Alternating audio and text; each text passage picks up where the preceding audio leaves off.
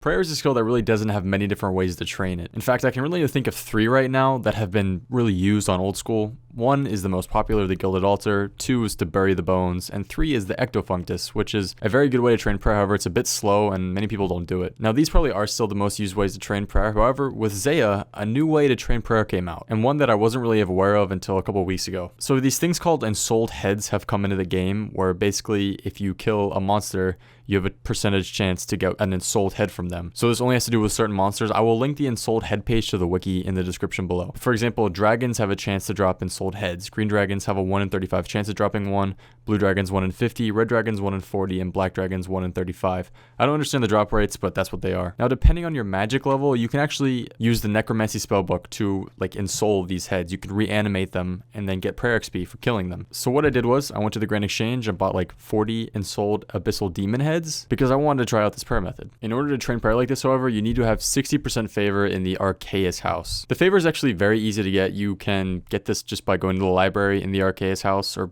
in the Archaeus library. And for the first 20%, help out the customers at the bottom floor. And from 20% to 60%, help out the dark mage guy by helping him find dark manuscripts. I have a link to the Archaeus guide I made, which is below if you guys want to check that out. So what you're gonna do for this method is basically re-kill the monster. So these heads that you used, you can use your spellbook to basically bring them back to life. And then once they're back to life, or sort of their fake back to life, their purplish form, you kill them again, and this gives you the prayer XP. So on screen right now, you can see I'm just pretty much wearing regular Slayer gear other than the Slayer helm just to see. I mean, these things are very easy to kill. As you can see, I brought this guy back to life, and then I kill him. He's 35 HP, and my cannon does the work, and my whip does the work. They're really easy to kill. I barely took any damage. The only thing maybe you can do is prayer flick piety, which might help with killing them a bit faster.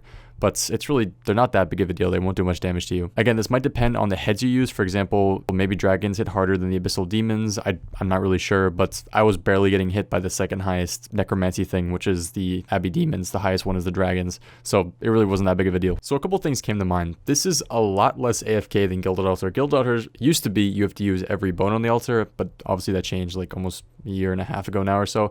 Now you use 1 bone on the altar and you can AFK the entire inventory. This, however, is a bit different. Basically, you reanimate the head, you kill it, reanimate it again. There's a lot more clicking than a full inventory of AFK dragon bones on the Gilded Altar. However, I've heard and I do believe that this is a lot more efficient and you save a lot more money. You also gain some melee and range XP if you use the cannon. But I've heard that you save tens of mils if you use this method to 99, or basically use this method to any level. I was getting 1300 XP per kill, which is actually insane. That's a huge XP drop for something. I can't think of many XP drops that are that large when doing something on old school. Dragon bones at the moment are 13.3 GP per XP. And I heard that with this method, so in this case, Abbey Demons, this is 8 GP per XP, which is pretty significant if you're training prayer. It'll save you a lot of money. I'm not totally sure of the other rates of the different heads or Ensouled Heads. In fact, I think there might be a guide out there. I haven't really seen a full out guide on the different XP rates for these Ensouled Heads, but I can definitely tell you that they are a lot cheaper and you will save money. So I'm going to show you what I think is the best way to get there. There might be a better way out there. If you guys know it, then make sure to let me know below. But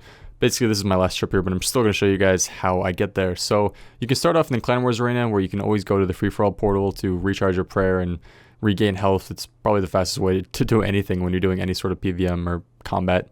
But go to the chest, go ahead and withdraw your Ensouled Dragon Heads. It really depends on how many you bring. And you can also bring a rune bag for all these runes if you want to save a bit more inventory space. Just basically make as much inventory space as possible. You want to go to your Necromancy spellbook and then use the Salve Graveyard teleport. And the fairy ring is just northeast of there. I'm not sure if this is the fastest fairy ring in the game, but it's definitely one of the fastest. I think Relica might be a slight bit faster. But then you want to go to the fairy ring place and then use the code CIS and teleport there. In order to unlock this fairy ring, you first need to pay 80,000 GP to this Trosa guy, and if you pay him the 80,000, he'll unlock it, and then you'll be able to lose it. So you should make sure you do that if you're going to be doing this method. And once you get to this area, you just want to go north of the fence. You just sort of want to follow this path north and then east. And you're going to get to this really nice area. It's full of gems and all this other stuff. And you want to place your cannon exactly where I had mine, as you guys saw in the clips before. It's basically where that pebble is on the ground, that black pebble. and you want to place your cannon there, and that's pretty much it. Then you can start off with reanimating whatever heads you have. I would 100% recommend doing this if you're a lower level, because you're going to be saving yourself a lot of money. It's a lot faster. However, it really depends on if you're an AFK person or not. For example, I loved AFK prayer. AFKing Dragon Bones made the process a lot easier. With this method, you're going to be saving a lot of money, like a lot of money, but you will have to focus obviously a lot more on the game. It's not really AFK prayer training.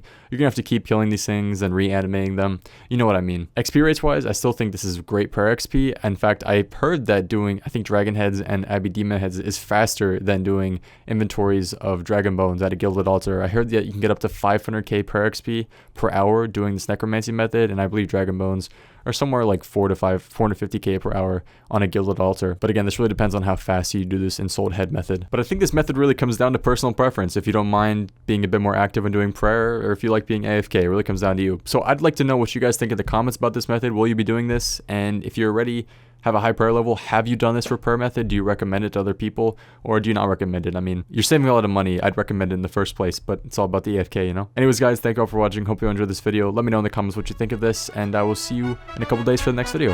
Have a good one, and peace.